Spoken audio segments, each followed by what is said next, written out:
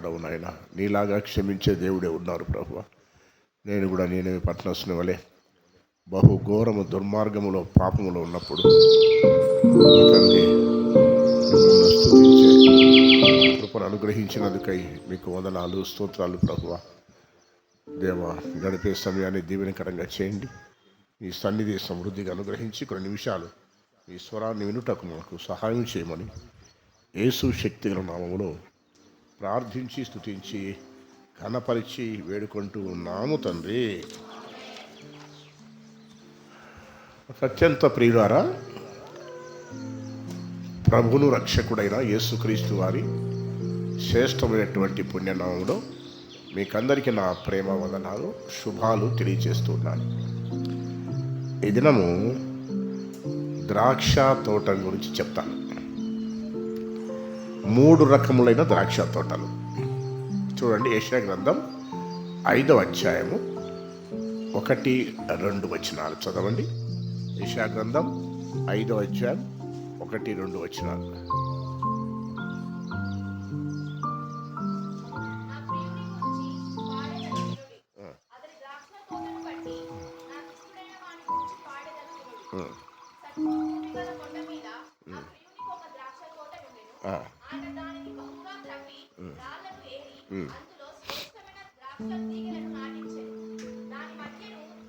చాలమ్మా.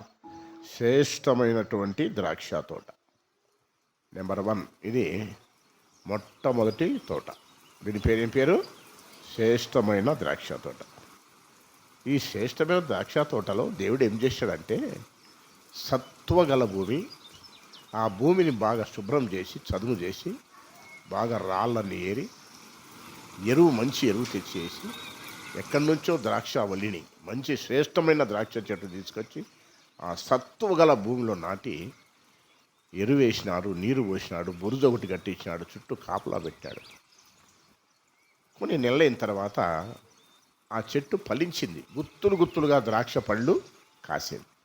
ఆ దారిని వెళ్తూ కొన్ని ద్రాక్ష పళ్ళు తిందామని వాటిని తీసుకుని తినగా అవి ఎట్లున్నాయంట? చేదుగా ఉన్నాయి, కారు ద్రాక్షలుగా ఉన్నాయి. ఏమండి, ఎంత భయంకరమైనటువంటి అనుభవం ఇది! ఒక పండును కొరికాడు లేదు, భయంకరమైన చేదు. శ్రేష్టమైన ద్రాక్ష తోట ఎందుకు అలా అయిపోయింది? అది అటు పక్కన పెడితే 2వ తోట చూడండి. యెషయా గ్రంథం 27వ అధ్యాయము 2వ వచనం. యెషయా గ్రంథం 27వ అధ్యాయము 2వ వచనం.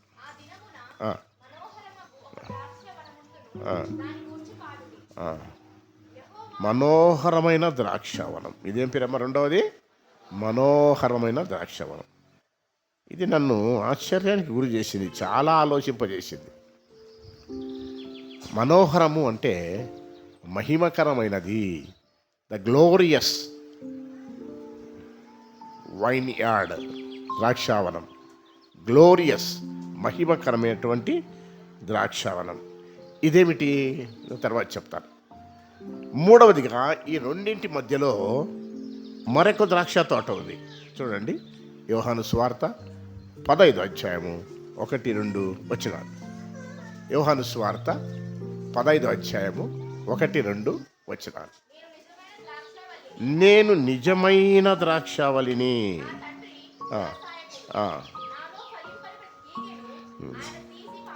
చాలు. ఇక్కడ ఒక ద్రాక్ష చెట్టు ఉంది, కానీ చెట్టేది, కానీ తోట కన్నా పెద్దది. ద్రాక్షవల్లి ఒకటే, కానీ తీగలెన్ని? తీగలు ఎవరు? ద్రాక్షవల్లి ఎవరు? ప్రభు అయిన యేసుక్రీస్తు. తీగలు ఎవరు? మనం. ద్రాక్షవల్లి ఒక్కడే దేవుడు, కానీ తీగలు ప్రపంచమంతా వ్యాపించి ఉన్నారు. సార్వత్రిక సంఘానికి, ఇది దేవుని సంఘానికి సాదృశ్యం. ఏమండి, ఇది నిజమైన తోట. ఏం తోట ఇది? నిజమైన తోట. ఒకటేమో శ్రేష్టమైన ద్రాక్ష తోట, 2వది మనోహరమైన తోట, 3వది నిజమైన తోట. నెంబర్ 1 శ్రేష్టమైనటువంటి ద్రాక్ష తోట ఎవరికి గుర్తుగా ఉంది? అది ఇశ్రాయేలీయులకు గుర్తుగా ఉంది. చదవండి. 5వ యెషయా గ్రంథంకి వచ్చాను. మళ్ళా యెషయా గ్రంథం 5, 7.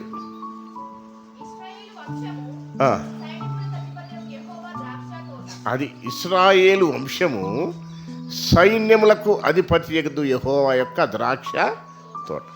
ఇది నిజమైన ద్రాక్షవల్లి. దేనికి గుర్తు? నిజమైన ద్రాక్షవల్లి దేనికి గుర్తుగా ఉందంటే సంఘమునకు గుర్తుగా ఉంది. యోహాను సువార్తలో చదివిన నిజమైన ద్రాక్షవల్లి దేనికి గుర్తుగా ఉంది? సంఘం.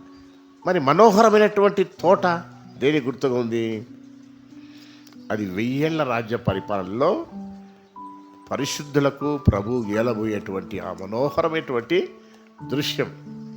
1000 ఏళ్ల రాజ్యపరంలో ఇదే భూమి మీద మనము ప్రభుతో కూడా 1000 ఏళ్ళు రాజ్య పరిపాలన చేయని ఉంటున్నాం.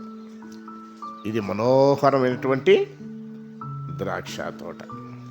యెషయా గ్రంథంలో 5వ అధ్యాయంలో ఉన్న ద్రాక్ష తోటకు నేల సత్వగల భూమి, అవునా కదా? సత్వగల ఇక్కడ చూడాలమ్మా, నా దిక్కే చూడాలి. చాలా శ్రేష్టమైన అంశం ఇది. చాలా కష్టపడి తీసుకొచ్చాను నేను. ఎంతో రాత్రులు ధ్యానం చేశాను, నిద్రలేని రాత్రులు ధ్యానం చేశాను. మీరు నిర్లక్ష్యంగా ఉండదండి దైవ సన్నిధిలో. ఏమండి, నేల సారవంతమైంది కాదా? చెప్పండి, సారవంతమైంది కదా. ఆ నేలను బాగా శుద్ధి చేశాడా లేదా? శుద్ధి చేశాడు. రాళ్ళను ఏర్నాడా లేదా? అక్కడ వాటికి పెట్టిన నీళ్లు మంచివే కాదా? మంచి. ఎరువు వేశాడు, ఆ ఎరువు కూడా మంచిదే కాదా? అన్నీ మంచివైనప్పుడు మరి కాయలు ఎందుకు కారు ద్రాక్షలుగా చేదుగా కాశాయండి? అర్థం కావట్లే నాకు. మీకేమైనా అర్థమైందే? అన్నీ మంచియే. సారవంతమైన భూమి, బాగా చదువు చేశాడు, రాళ్ళన్నీ ఏరాడు, మంచి పాదులు తెచ్చి నాటినాడు, శ్రేష్టమైన తీగలు నాటాడు, నీరు పెట్టినాడు, ఎరువు వేసినాడు, కాపు కాసినాడు, తోటమాలిని పెట్టినాడు, బురుదొకటి తవ్వించినాడు. ప్రతి దినము దాన్ని పరామర్శిస్తూ పెంచుతూ ఉన్నాడు. ఒక దినం వచ్చి చూద్దామని వస్తే ఆ తోట ఫలించింది, బాగా బాగా కాసింది. కొన్ని తిందాం పండ్లను తీసుకొని తింటే ఎట్లుందంట ఇవి? కారు ద్రాక్షలు, చేదు చేదు బాగా ఆస్వాదిస్తూ మిగుతామా? ఏం చేస్తాం? తూ అంటాం. అంటామా లేదా? అంటాం. ఎట్లా కాసినాయి అర్థం కాదు నాకు. మీకేమైనా అర్థమైందా? ఎందుకు కారు ద్రాక్షలు కాసినాయి? చేదు కాయలు. ఇవి అర్థం చేసుకోవటానికి కొన్ని రాత్రులు నిద్రపోకుండా ఉన్నాను నేను. నాకు అర్థం కాక కొన్ని రాత్రులు ఆలోచన చేస్తూ అట్లా గడిపాను. కొన్ని చోట్ల రైతులు దోసకాయలు పాదులు వేస్తారు, బీరకాయలు వేస్తారు, మునక్కాయ చెట్లు వేస్తారు. కానీ అందులో కొన్ని చేదుగా ఉంటాయి, అవునా లేదా? దోసకాయలు చేదుగా ఉంటాయి, ఉండవమ్మా? అందుకే దాన్ని కోసి అట్లా రుచి చూసేస్తాం. ఒకసారి నేను మటన్ తీసుకొచ్చాను మా భార్య ఉన్నప్పుడు. ఆమె దోసకాయ వేసి బాగా చేస్తాయిలే మటన్ వెరైటీగా. నేను దోసకాయలు తెచ్చిన, దోసకాయలు వేసి బాగా మసాలా వేసి బాగా అందరూ ఎవరు గెస్టులు కూడా వచ్చారు. ఈ దోసకాయలు వేసి చేసింది మటన్. ప్లేట్లో అన్నం పెట్టి వేసుకున్నాము. కలిపి తింటే విషం చేదునట్టుది అన్నం. ఏమన్నా పొరపాటున ఏమన్నా పడింది ఇంట్లో? ఏమి లేదయ్యా, బాగా కడిగినా వాళ్ళదే కడిగినానయ్యా. కారణం ఏంటంటే అందులో ఒకటి చేదైనటువంటి దోసకాయ పడి. మునక్కాయలు కూడా కొన్ని కారు మునక్కాయలు ఉంటాయి, చూసారు మీరు? బీరకాయలు కూడా అంతే, అట్లే ఉంటాయి. కారణం ఏంటి? శ్రేష్టమైనటువంటి ద్రాక్ష మొక్కే కదా నాటింది ఆయన. చూడండి, ఇర్మియా గ్రంథం 2వ అధ్యాయం 21వ వచనం. ఇర్మియా గ్రంథం 2:21. Please read.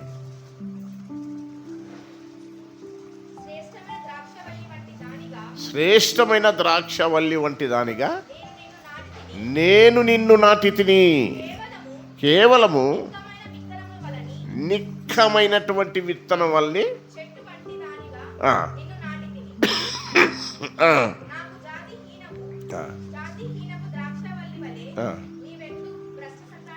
అది చూసా. శ్రేష్టమైనటువంటి ద్రాక్షవల్లి నాటినే, కేవలం నిక్కమైనటువంటి విత్తనం అది. కానీ నువ్వెందుకు భ్రష్ట సంతానం అయిపోయినావు? ఇశ్రాయేలు గురించి దేవుడు వాపోతున్నటువంటి మాట. స్నేహితుడ, సహోదరి, అర్థం కాలే ఇది. నీకేమైనా అర్థమైందండి?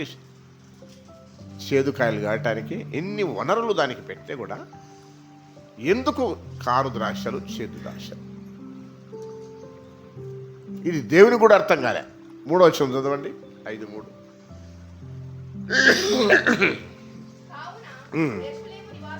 యెరూషలేము నివాసులారా, యూదావారులారా,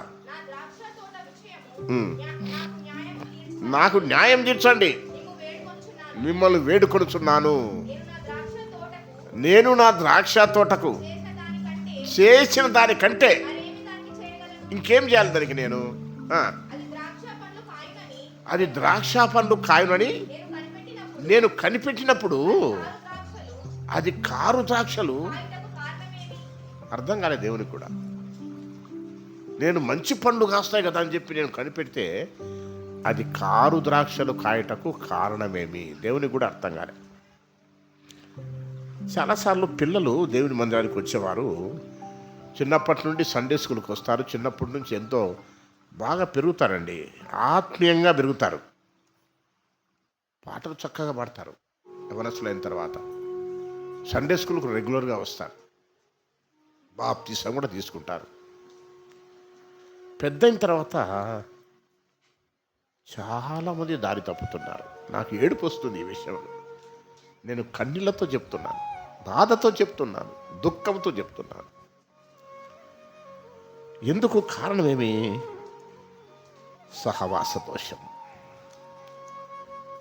చేదైపోతున్నారు. చేదైన వేరు ఒకటి, వేరు రూట్ ప్రాబ్లం. రూట్ అనగా వేరు. రూట్ ప్రాబ్లం వలన ఆ విధంగా అయిపోతున్నారు. కొందరు రైతులు చెప్తారు, చెట్టు బాగా పెరిగేటప్పుడు కొండ పెంకు అనేది ఉంటుందంట, అది అడ్డం వస్తుందట. పెంకు అది ఆ రూటు, ఆ వేరుకు అడ్డం బయట కట్ అయిపోతుంది. ఇంకా లోపలికి ఎట్లా పోతుంది? లోపలికి పోతే భూసారం తీసుకుంటుంది. భూమిలో ఉన్నటువంటి మినరల్స్, ఖనిజాలు, ఎరువు, ఇవి గ్రోలి చక్కగా ఫలిస్తుంది, తీపిగా కాస్తుంది. ఈ కొండ పెంకొని అడ్డం పడుతుందంట, అడ్డం పడి కట్ అయిపోతుంది. వేరు లోతుగా వెళ్ళదు, కట్ ఆఫ్. దానివల్ల చేదైపోతున్నారు. ఈ దినము 4 వేర్లను గురించి వివరిస్తాను నేను. 4 వేర్లు. మొట్టమొదటి వేరు హెబ్రీయులకు రాసిన పత్రిక, చాలా జాగ్రత్తగా ఉన్నది. మొట్టమొదటి వేరు హెబ్రీయులకు రాసిన పత్రిక చూడండి, 12వ అధ్యాయము 14వ వచనం నుంచి.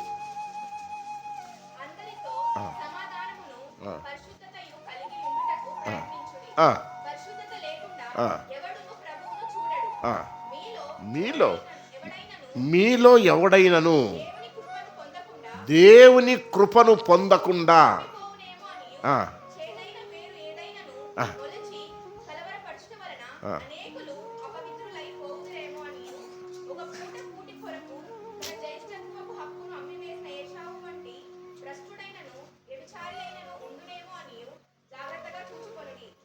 జాగ్రత్తగా చూసుకోండి అమ్మా.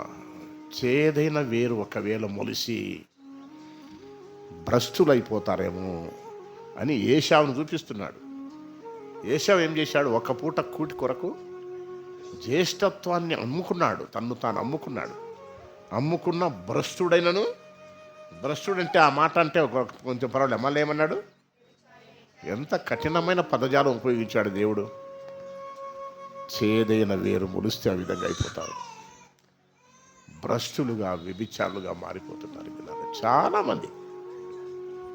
ఉదాహరణకు సంసోను కారణజన్ముడు. అతను పుట్టకతోనే నాజీరు వ్రతం చేయబడి తల్లి గర్భంలోనే దేవదూత చేత సందర్శించబడి, అమ్మ ఆ బిడ్డ పెరిగేటప్పుడు, పెద్ద అయ్యేటప్పుడు ఆ బిడ్డ తల మీదకి మంగ కత్తి రానియకూడదు, మద్యమునైనా రానియకూడదు, స్త్రీ సాంగత్యం చేయకూడదు. ఆ పిల్లోడు ప్రతిష్ఠితుడు దేవునికి అతను నాజీరు వ్రతం చేయబడినటువంటి. అంటే సరే అని చెప్పి అట్లే పెంచుతారు కొద్దిన్నాను. కానీ యవనస్తుడైన తర్వాత మనోడు సహవాస దోషం వల్ల ఏమైపోయినాడు? దారి తప్పిపోతాడు.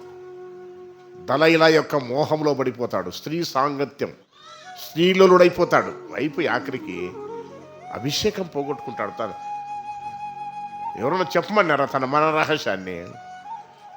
తనకైతే అని చెప్పినాడు. అడిగింది అనుకో, అడిగితే చెప్పాలని రూల్ ఏముంది? ఎట్లా నిన్ను చంపవచ్చు, ఎట్లా బంధించవచ్చు, ఎట్లా పట్టుకోవాలనుకున్న గొలుసులు తెంపేస్తున్నావు, అన్నీ తొంపేస్తున్నావే నువ్వు, నీ బలం ఎక్కడుంది చెప్పన్నప్పుడు ఎందుకు చెప్పాలి? చెప్పేస్తాడు. నా తల వెంట్రుకల్లో ఉందమ్మా నా బలం, నాకు 7 జడలు ఉన్నాయి, ఆ 7 జడలు కత్తరిచ్చేస్తే నేను సామాన్య మనిషిలాగా అయిపోతాను. వేశ్యానుడై దళయల యొక్క మోహంలో పడిపోయి ఆమె ఆమె తొడ మీద పనుకుంటే ఆమె లాలన మాటల చేత, కొంతమంది చాలా లాలనగా మాట్లాడతారులే ఆడళ్ళు, లాలన మాటల చేత మొత్తం ఏం చేసినవన్నీ గొరిగించేసింది ఎంటుకలన్నీ. గొరిగించి మళ్ళీ ఏమంటుంది? సంసోను ఫిలిష్తీయుడు వచ్చాడు చూడంటుంది. ఎప్పటి వలే బలం ఉందని విడజింపుకుని లేస్తాడు. లేస్తే ఎక్కడుంది? అంతే పట్టుకుంటారు, బందీగృహంలో వేస్తారు. ఫస్ట్ ఏం చేసేసారమ్మా? శత్రు దొరికితే ఎక్కడన్నా చంపేయాల కాళ్ళు తీశారు. వీళ్ళు ఏం చేసేసారు? ఆ కన్ను తీసేటప్పుడు ఎవరికి అర్థమైనా కాకపోయినా సంసోనుకు మాత్రం అర్థమయ్యేటది. ఏమని? నాకు ఈ కళ్ళ వల్లనే ఈ పరిస్థితి వచ్చింది. ఆడు దాన్ని చూసే కళ్ళు, మోహపు కళ్ళు. 14 అధ్యాయం మొదటి వచనం, 16 అధ్యాయం మొదటి వచనం వీళ్ళు చూస్తే ఆడు దాన్ని ఒకతను చూచి అనే మాటలు ఉంటాయి. చూచే పనే మనోనికి ఎక్కడ వినా కూడా. కాబట్టి మొట్టమొదటి కళ్ళు వినే చేదైన వేరు కాదు అది. తన జీవితంలో చేదైన వేరు మొలవటం వల్లే కదా ఆ విధంగా అయిపోయాడు. కారణం ఏమండి? ప్రసంగి గ్రంథం 7:29 చదవండి ఒకసారి.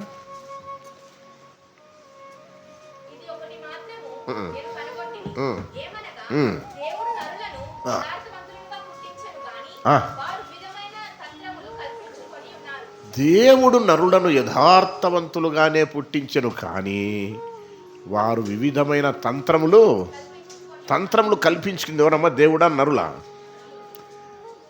దేవుళ్ళు ఏమైనా తప్పు ఉంది అక్కడ? తను యథార్థవంతుడు కాబట్టి తన పోలికలోనే యథార్థవంతుడుగానే పుట్టించాడు మానవుణ్ణి. అయితే మానవులే రకరకాల తంత్రాలు కనిపించుకొని దేవునికి దూరస్తులైపోయి చేదైపోయారు. కారు ద్రాక్షలు కాస్తున్నారు. ఈ దినం ఫలించడం లేదు దేవుని కొరకు. 2వ వేరు యెషయా గ్రంథం 5వ అధ్యాయం 24వ వచనం. చెప్పండి.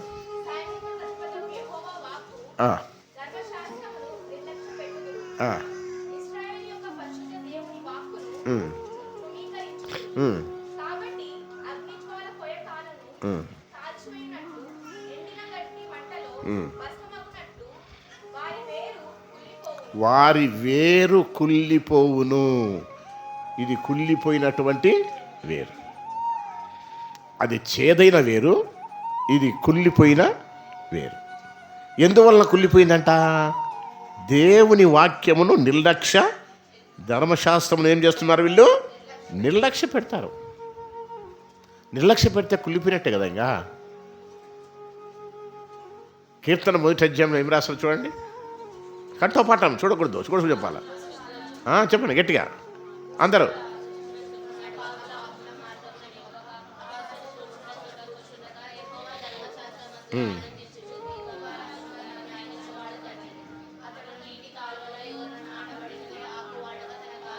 అది కూర్చుండక, నిలవక, పడుకుండక యెహోవా ధర్మశాస్త్రం ఆనందించువాడు ధన్యుడు.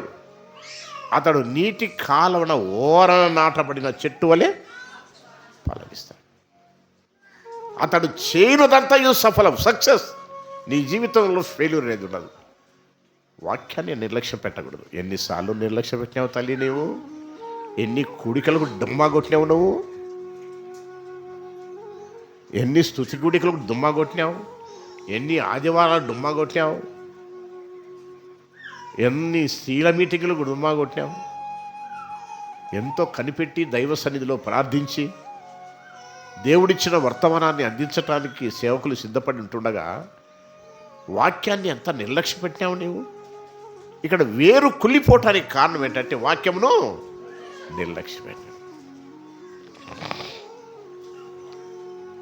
వేరు కనిపిస్తుందా, కాండం కనిపిస్తుందా? బయటికి ఏమ్మా, వేరు కనిపిస్తుందా, కాండం కనిపిస్తుందా? కాండం అంటే నీవే, వేరంటే అంతరంగం. నువ్వు బయటికి బాగా కనిపించవచ్చు, కానీ వేరు కుళ్ళిపోతూ ఉండవచ్చు. నీ అంతరంగ జీవితం ఎలా ఉందో పరీక్ష చేసుకో, పరిశీలన చేసుకో బల్లో ప్రవేశించే ముందుగా. 3వ వేరు హోషేయ గ్రంథం 9:16. 3వ వేరు హోషేయ గ్రంథం 9:16. Please read it.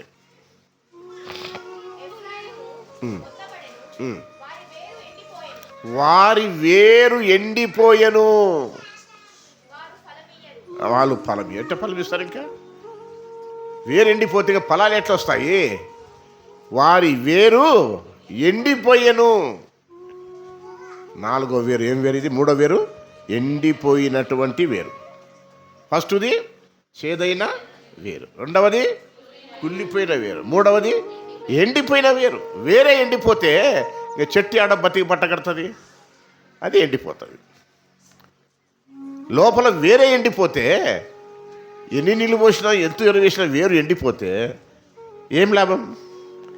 కారణం ఏంటంటే వారు అన్యులతో కలిసిపోయారంట. అన్యుల సహవాసం. 7:8 చూద్దామండి. హోషేయ గ్రంథమే 7:8. ఎఫ్రాయిము అన్యజనులతో కలిసిపోయెను. ఎవరు ఇంకా తిప్పేలేరు, ఇంకా ఎవరు తిప్పివేని అప్పం వంటి వాడాయను. ఎఫ్రాయిము అన్యజనులతో కలిసిపోయాను. జాగ్రత్త ప్రియుడా, ప్రియ సోదరి, అన్యజనులతో కలవకూడదమ్మా. పెళ్ళిళ్ళని, పేరంటాలని, కార్యాలని, అవన్నీ ఇవన్నీ వెళ్తాం, మంచిదే. మన బంధువులు పిలిచినప్పుడు పోవాలా, బంధుత్వాన్ని పోగొట్టుకోకూడదు. కానీ ఆ కార్యాలలో నీవు పాల్గొనకూడదు. నీవు దేవుని బిడ్డవని గ్రహించు. నీవు నాజీరు వ్రతం చేయబడిన దానవు. నీవు దేవుని నిన్ను ఏర్పరచుకున్నాడు, తన రక్తంతో కడిగాడు, నిన్ను ప్రతిష్ఠించుకున్నాడు నీకోసం. అక్కడ నీవు నీ ప్రత్యేకతను చూపించాలా. చూపించకుండా ఏం చేసింది? ఇక ఎఫ్రాయిము అన్యజనులతో కలిసిపోయింది. కారణం అది.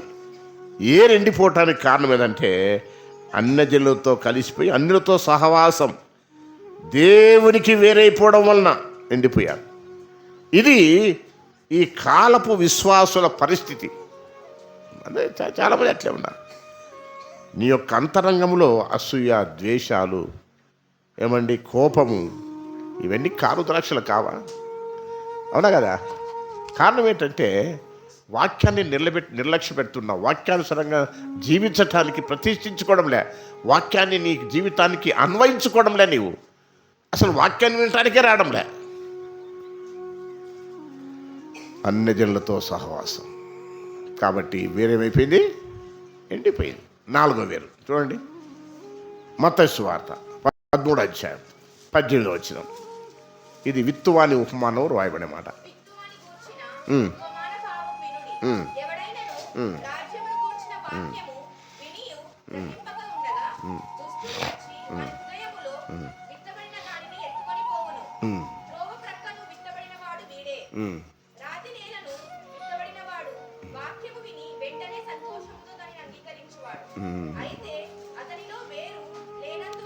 వేరు లేనందున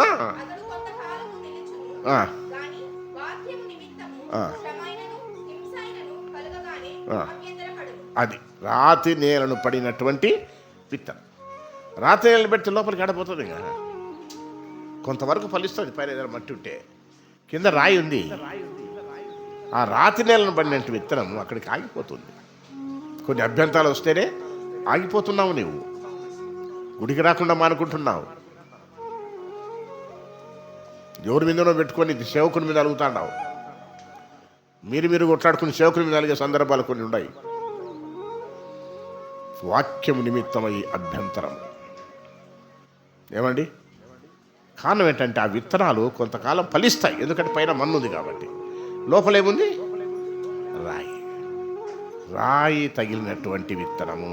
చెప్పండి, 4 విత్తనాలు, 4 వేర్లు. 1 చేదైన వేరు, 2 కుళ్ళిపోయిన వేరు, 3వది ఎండిపోయిన వేరు, 4వది రాతి నేలకు పడి లోతుకు వెళ్ళలేనటువంటి. ఈ మధ్యాహ్నం వేళ దేవుడు ఏమంటున్నా అంటే, ప్రియ తల్లి, సహోదరుడా, మీరు మంచి ఫలాలు ఫలించాలని, బహుగా ఫలించాలని, చాలా సాతానుడు రక్షణ పొందినటువంటి బిడ్డలను ఏం చేస్తాడంటే వాడు తప్పుదోవలోకి నడిపిస్తాడు. రకరకాల ఆకర్షణను వారికి చూపించి, లోకం వైపు చూపించి, లోకభోగముల వైపు చూపించి, శరీర ఇచ్ఛలు, శరీర కోరికల వైపు చూపించి వాడు ఏం చేస్తాడంటే దారి తప్పునట్లుగా చేస్తున్నాడు. చాలామంది యవన బిడ్డలు ఆ రీతిగా దారి తప్పిపోతున్నారు. చాలా బాధేస్తుంది, నాకు దుఃఖం వేస్తుంది. కొన్నిసార్లు ఏడుస్తూ రాత్రులు గడిపిన సందర్భాలు ఉన్నాయి. చక్కగా విశ్వాసంలో పెంచుకున్న బిడ్డలను మరొక గ్రామానికి పోయినా నేను, ఒక అన్యునికి ఇచ్చి పెళ్లి చేస్తున్నారు వాళ్ళు. చాలా బాధేసినారు. ఆకాను అనే వ్యక్తి ఉన్నాడు ఒకటి యెహోషువ గ్రంథంలో. తెలుసా మీకు ఆకాను ఏం చేసినాడు? తెలుసు అంటున్నారు. ఇట్లా అంటున్నారు. తెలుసు, బాగా తెలుసు అంటున్నారు. మంచిదే. ఏం చేసినాడు?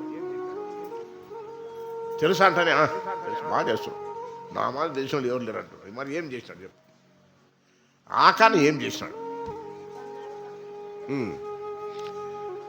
శపితమైంది తీసుకోకూడదయ్యా నీవు అని దేవుడు చెప్పాడు యెహోషువ గ్రంథంలో. శాపగ్రస్తమైంది ఏది కూడా, ఈ పట్టణం అంతా నేను శపించాను, ఈ ఎరుకో పట్టణం అంతా శాపగ్రస్తమైంది, దీంట్లో ఏది కూడా తగలకూడదు మీరు అన్నప్పుడు, ఈ ఆకాన్ అనేటువంటి వాడు ఏం చేసినాడంటే, జబ్దీ కుమారుడు అయినటువంటి యూదా గోత్రికుడు, అతను ఏం చేసినాడంటే కొంత బంగారంను, షీనారు వస్త్రాలను, వెండిని, మంచి మంచి వస్త్రాలను, బంగారం తీసుకొని తన గుడారంలో దాపెట్టుకున్నాడు. మరుసటి రోజు ఈ యొక్క యుద్ధం అయిపోయింది. చిన్న పట్టణం హాయ్ అనే పట్టణానికి వెళ్ళాలి ఇశ్రాయేలు. యెహోషువ ఏం చేశాడంటే ఈ ఎరుకో పట్టణాన్ని జయించడానికి సైన్యమంతా ఉపయోగించిన అలిసిపోయారు ప్రజలు. ఇది చిన్న పల్లె, పాత గుంటకల్ ఉంది కాబట్టి ఇంతమంది అవసరంలే, కొంతమంది వెళ్ళి దాన్ని జయించుకుని వచ్చేపోయింది అంటాడు. ఆడికి పోగానే ఆ హాయి పట్టణస్తులు ఇశ్రాయేలును తరిమి కొడతారు, వచ్చి గుడారంలో పడిపోతారు. గోనె పట్ట కట్టుకొని బూడిద పూసుకొని ఏడుస్తాడు యెహోషువ. అంత మహా సువిశాలమైనటువంటి ఎరుకో పట్టణాన్ని సునాయాసంగా మాకు అప్పగించినవే, ఈ చిన్న పట్టణాన్ని గెలవలేకపోయినవా, కారణం ఏంటి ప్రభువా అని చెప్పి అడిగితే, మీలో ఒకడు శాపగ్రస్తమైన తాన్ని తన గుడారంలో ఉంచుకున్నాడు అన్నప్పుడు యెహోషువ అందరినీ 12 గోత్రంలో అని పిలిచి అడిగినప్పుడు చీట్లు వేస్తారు. చీట్లు వేసినప్పుడు ఇది ఆకాను మీద పడుతుంది. ఒప్పుకుంటాడు ఆకాను, నేనేనయ్యా తప్పు చేసిన వాడిని. చూడండి యెహోషువ గ్రంథము 7వ అధ్యాయము 19 నుంచి 26 వరకు చదవండి. యెహోషువ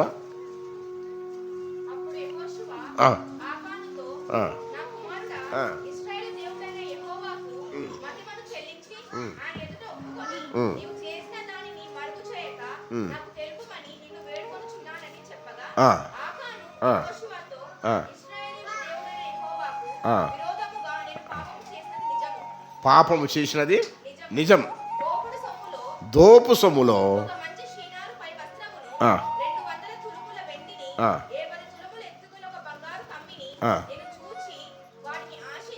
ఆశించి బా నా డేరాలో దాచుకున్నానయ్యా, వాస్తవమే దొంగతనం చేసినాను, శపితమైన దాంట్లోంచి కొంత దొంగలించినాను ఆశించి నేను అని ఒప్పుకున్నప్పుడు దేవుడు ఏమన్నాడంటే, కనికరించకుండా వాణ్ణి రాళ్లతో కొట్టి వాని పిల్లలందరినీ చంపివేయండి. కింద వచనాల్లో చూస్తే రాళ్లతో కట్టి చంపేస్తారు. రాళ్ళ కుప్ప పడుతుంది వాళ్ళ మీద, పిల్లలు కుటుంబం అంతటి మీద. ఇస్రాయేలు ఒకరు తలా రాయేస్తే ఏమైంది, పెద్ద కొండ అవుతుంది. ఆ విధంగా ఆకోరు లోయ అనేటువంటి లోయ ఇప్పటికీ అక్కడ ఉందంట. కింద వచనాలు మీరు చదవండి, ఇప్పటికి కూడా ఆ లోయ కనపడుతుంది. హోలీ ల్యాండ్ పోయిన వాళ్ళు చెప్తారు. కాబట్టి దేవుని ప్రజలారా, దేన్ని ఆశిస్తున్నావు నీవు?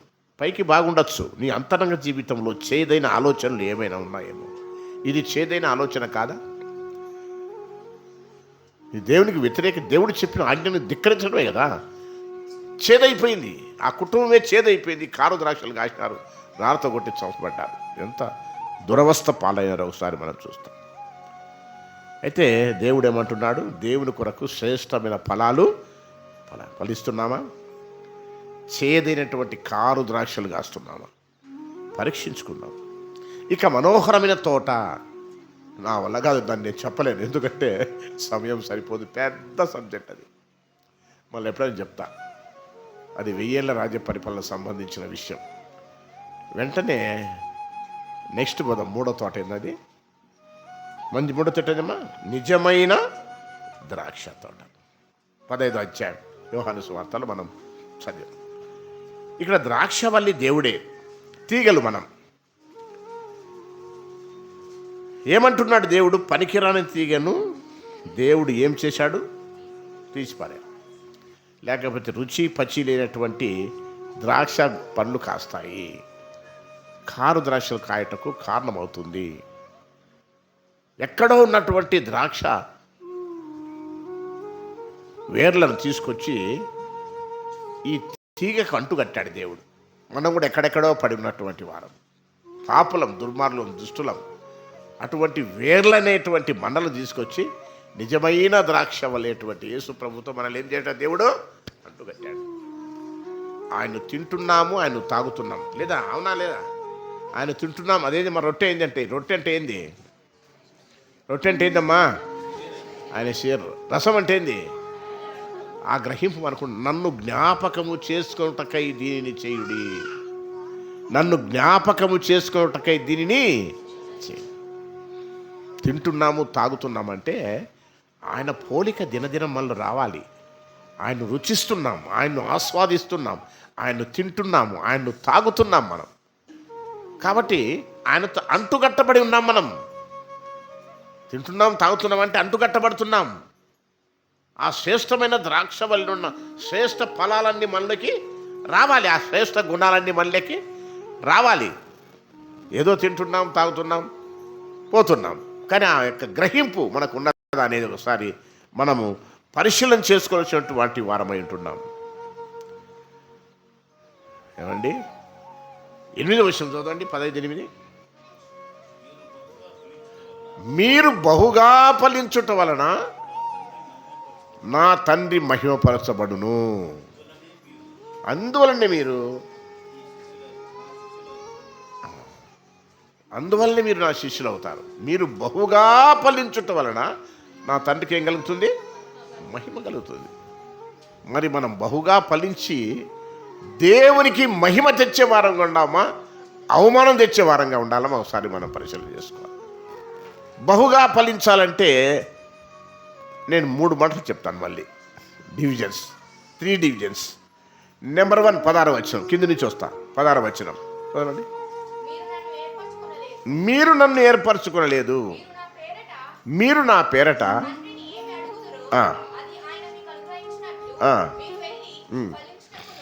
మీరు వెళ్ళి ఫలించుటకును, మీ ఫలము నిలిచి ఉండుటకును.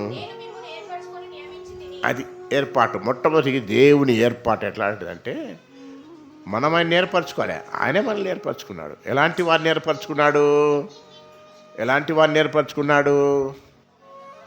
పాపులను, చదవండి 1 కొరింథీ 1:26.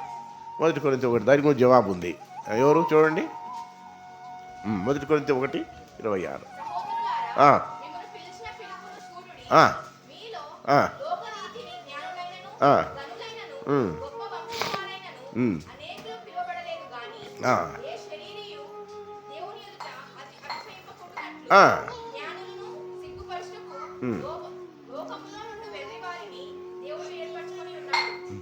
వెర్రి వారిని, ఎన్నిక లేని వారిని, బలహీనులను, కింద ఉండి అన్నీ చదివించే టైం లేదు, ఇలాంటి వారిని దేవుడు ఏర్పరచుకున్నాడు. ఇది మొదటిది, దేవుని ఏర్పాటు. రెండవది దేవుని తీర్పు, ద జడ్జిమెంట్ ఆఫ్ గాడ్. చదవండి అది యోహాను సువార్త 1-5 వచనాలు చదవాలి. 15 1-5 వచనాలు. The judgement of God. రెండవది, మొట్టమొదటి దేవుని ఏర్పాటు ఫలించటానికి, రెండవది దేవుని తీర్పు.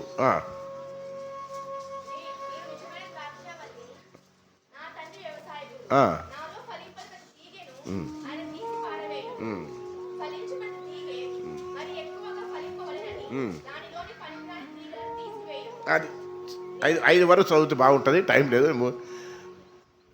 నాలో ఫలింపని ప్రతి తీగనైనా తీసి పారవేయండి. తీగలను కత్తరించునని ఉంది కింద తర్వాత. పనికిరాని తీగలను ఆయన ఏం చేస్తాడు? తీసి పారవేస్తాడు. పనికిరాని తీగలను పారవేయడం అంటే పారవేసి వాటన్నిటిని పోగు చేసి ఏం చేస్తాడంటే అగ్నిలో వేస్తాడు.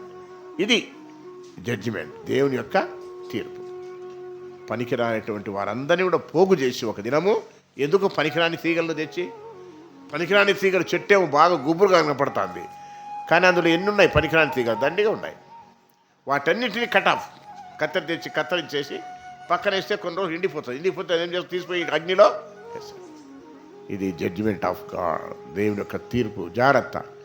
దేవుని మందిరానికి పోతున్నాను, పాటలు పాడుతున్నాను, చప్పట్లు కొడుతున్నాను, నేను కూడా తీగలో ఉన్నాను, నేను కూడా ఆ యొక్క మందిరంలో గుంపులో ఉన్నాను అనుకుంటావేమో. అయితే దేవుడు చూస్తున్నాడు, నువ్వు ఫలిస్తున్నావా లేదా, ఈ తీగ ఫలిస్తుందా లేదా, నన్ను తింటుంది, నన్ను తాగుతుంది, నా సారమంతా తీసుకుంటుంది.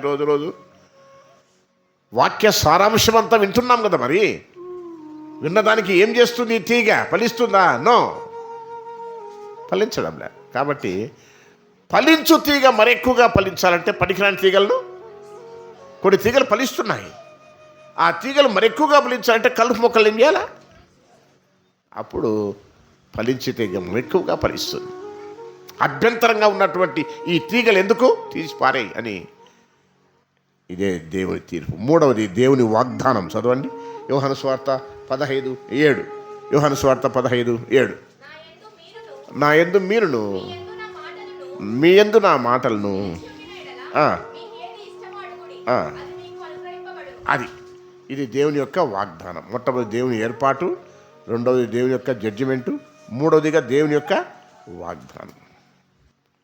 కాబట్టి ప్రియ దేవుని బిడ్డలారా, నా యందు మీరును మీ యందు నా మాటలను నిలిచి ఉన్నట్లయితే మీకు ఏది ఇష్టమో అడుగుడి, నేను అది మీకు అనుగ్రహించబడను.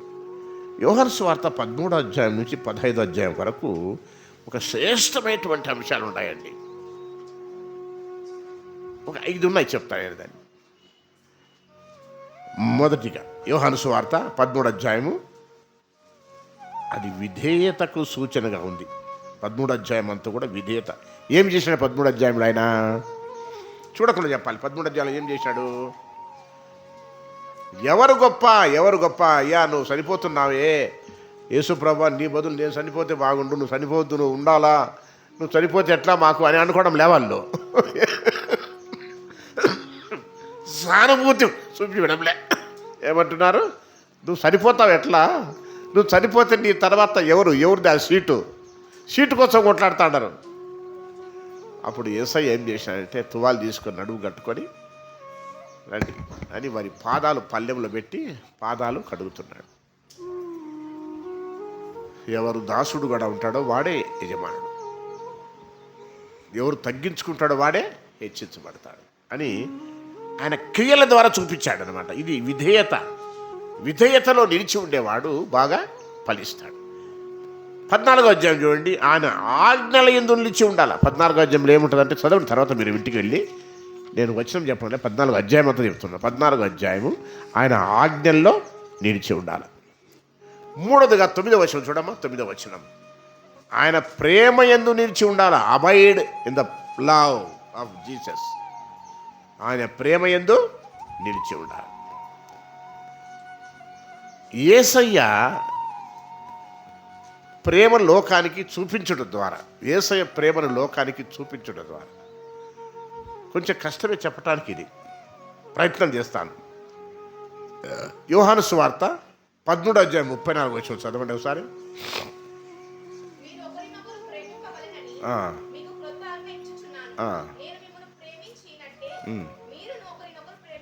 కొత్త ఆజ్ఞ ఇచ్చుచున్నాను. ఏంటయ్యా అంటే, పాత నిబంధనలో దాదాపు 10 ఆజ్ఞలు ఉన్నాయి. నూతన నిబంధనలు ఒక కొత్త ఆజ్ఞ ఇస్తున్నా, ఎన్ని కొట్టేసి. ఏందంటే, నేను నిన్ను ప్రేమించినట్లే మీరు ఒకరినొకరు. ఇది కొత్త ఆజ్ఞ. 1 యోహాను 2:7 చదవండి. 1 యోహాను 2:7.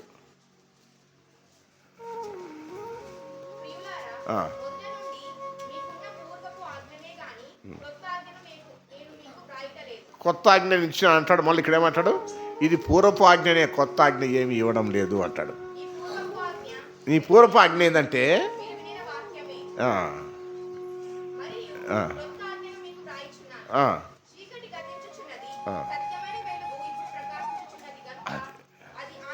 నేను రెండు చెప్తాను ఇక్కడ, చదవాలంటే కష్టమవుతుంది.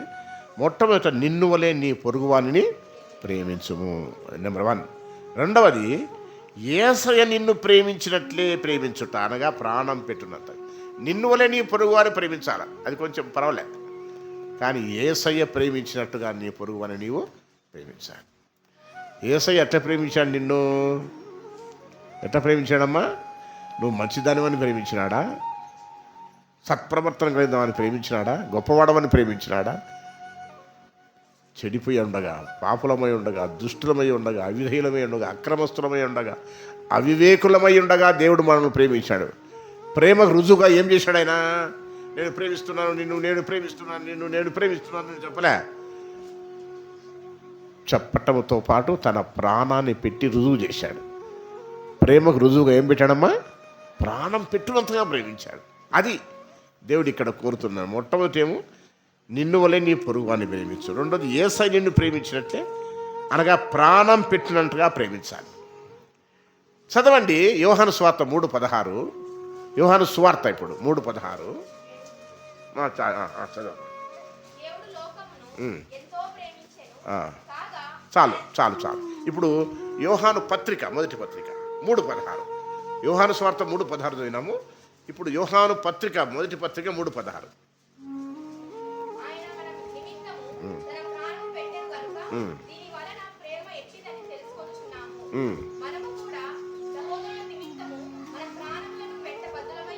అది చూడండి, యోహాను సువార్త 3:16కు బిట్వీన్ యోహాను మొదటి పత్రిక 3:16 అది కూడా ఏం తేడా ఉంది? అక్కడ యేసు ప్రభు మన పాపం కోసం ఏం చేశాడు? ప్రాణం పెట్టాడు. ఇక్కడ మనం ఏం చేయాలా? మన సహోదరుల నిమిత్తము. అది కొత్త ఆజ్ఞకు పాత ఆజ్ఞకు డెఫినిషన్ దేవుడు చెప్పాడు అన్నమాట. మంచిది. ఇక 4వది యోహాను సువార్త 16:13. యోహాను సువార్త 16:13 చాలా పెద్ద పాఠం ఇది. కొన్ని రాత్రులు పోయిన వారమంతా నేను ధ్యానం చేసినది.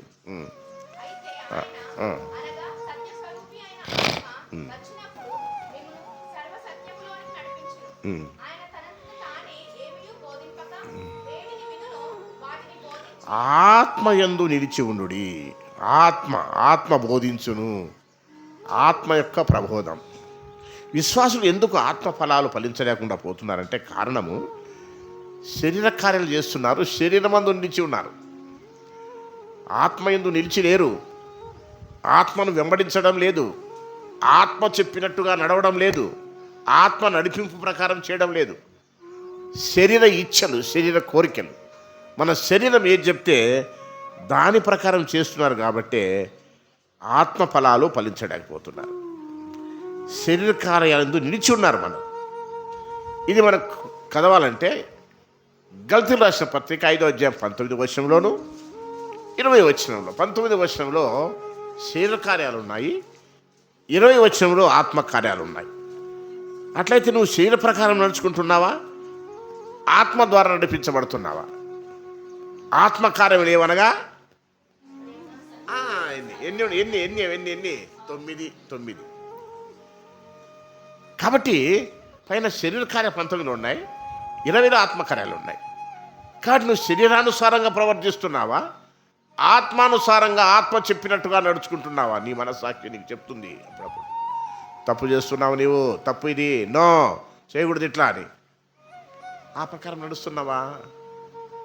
చెప్పినా కూడా మనస్సాక్షిని, ఆత్మను అనగదొక్కి ఆర్పేసి ఆత్మను నీ శరీరానుసారంగా నడుస్తున్నావా? శరీరానుసారులు దేవుని రాజ్యమును స్వతంత్రించుకొనలేరు. శరీరానుసారులు ఫలించలేరు. ఆత్మ ఫలాలు ఫలించాలంటే ఆత్మ ద్వారా నడిపించబడాలి.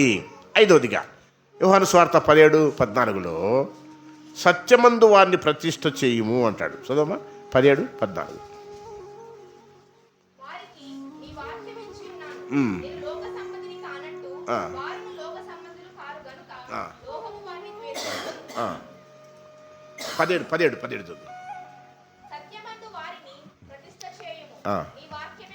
సత్యమందు వారిని ప్రతిష్ఠ చేయుము, నీ వాక్యమే సత్యం. ఎవరైతే ఈ కార్యక్రమాలు 5 విధులు చేస్తారో వారు బాగుగా ఫలిస్తారు. ఫలించుటకు మరలా ఒక 4 రహస్యాలు చెప్తా. ఫలించుటకు మరలా ఒక 4 రహస్యాలు గబగబా. నెంబర్ 1, ఆయన యందు నిలిచి ఉండాలి. నెంబర్ 1 ఏం చేయాలి? మనము ఫలించాలంటే ఆయన యందు నిలిచి ఉండాలి. నెంబర్ 2, పనికిరాని తీగలను ఏరి పరీక్ష చేసుకో. బలలో ప్రవేశించే ముందుగా ఫలించలేకపోతున్నాను ప్రభా, ఎందుకు? నాలో ఏదైనా పనికిరాని తీగ ఉందా?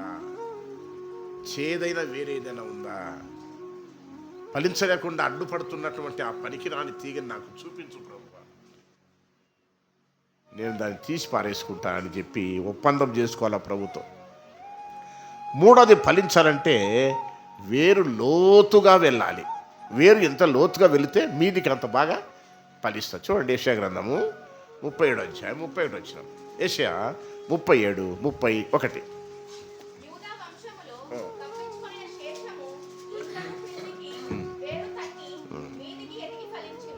ఎట్లా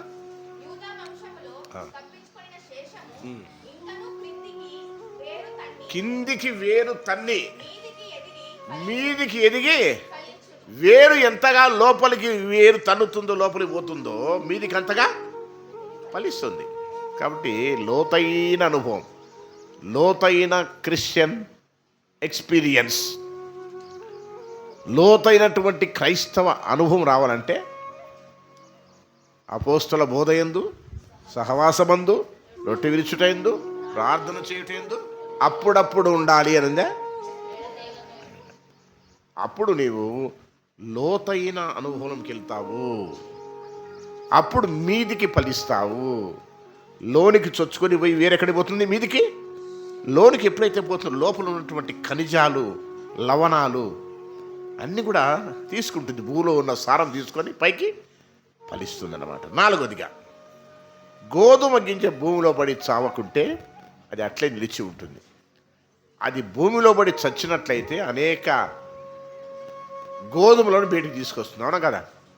మనం గోధుమ గింజ వేస్తాను, ఏమవుతుంది? భూమిలో పడి చచ్చిపోతుంది. చచ్చిపోయి అనేక గోధుమ గింజలను వేసింది ఒకటే నువ్వు. అవునా కదా? గుర్తుంటుందా నీకు? గుంటకు బాసి మనం ఏం చేస్తాము? ఒక విత్తనం ఎత్తుతాం. ఏది? చెనిక్కాయ విత్తనం. అది ఎన్ని తీసుకొస్తుంది? బాగా వర్షం పడి బాగా వస్తే కొన్నైతే 20-25 కాయలు బ్రహ్మాండంగా. అవి మట్లే అట్లే వేయాలంట. భక్సింగ్ గారు చెప్తారు. అవి మనం ఏం చేయాలంటే అట్లే వేయాలి. అట్లే వేస్తే మళ్ళీ అంత వస్తాయి. ఆ విధంగా 5 సంవత్సరాలు పండినట్టుగా అట్లా వేస్తూ వస్తే, ఫస్ట్ చేసింది ఒకటే నువ్వు గోధుమ గింజ. ఆ విధంగా 5 సంవత్సరాలు చేస్తూ వస్తుంటే ఒక వ్యాగినికైతే అంట గోధుమలు. తప్పట్లు కొడదాం ఒకసారి. ఒక వ్యాగినికైతే.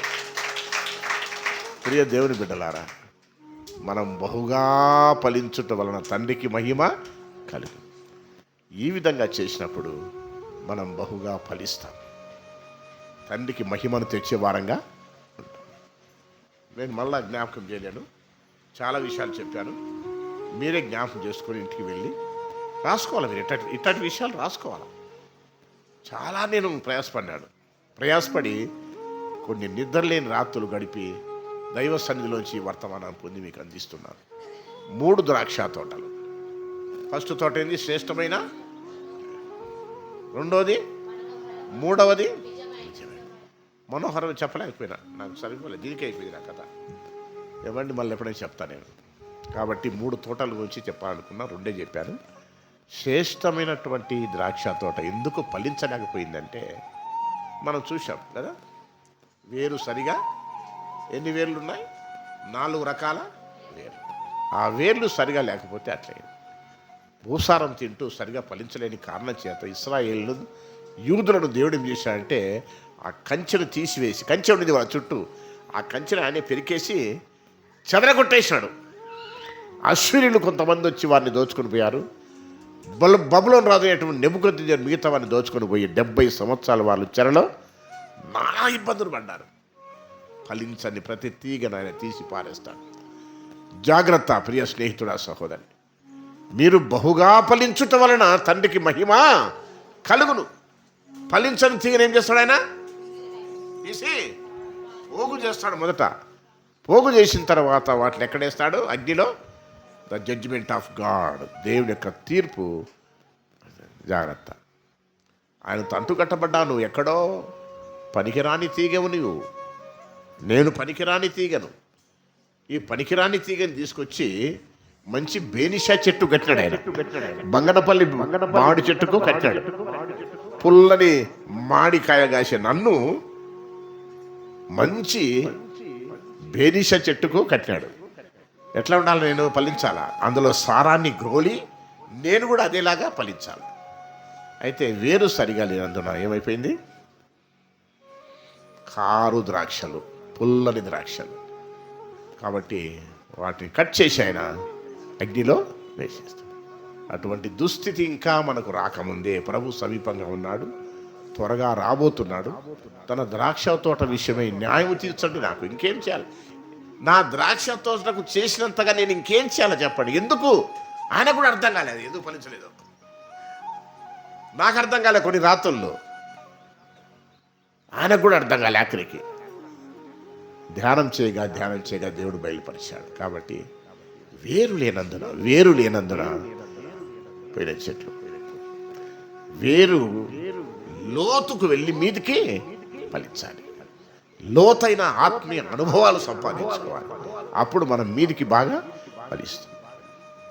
మీరు బహుగా ఫలించుట వలన నా తండ్రికి ఏం కలుగుతుంది? ఫలించకపోతే తండ్రికి ఏం కలుగుతుంది? అవమానం కలుగుతుంది. మనం భ్రష్టులమైపోతాం. కాబట్టి దేవుడి మాటలను దీవించుగాక.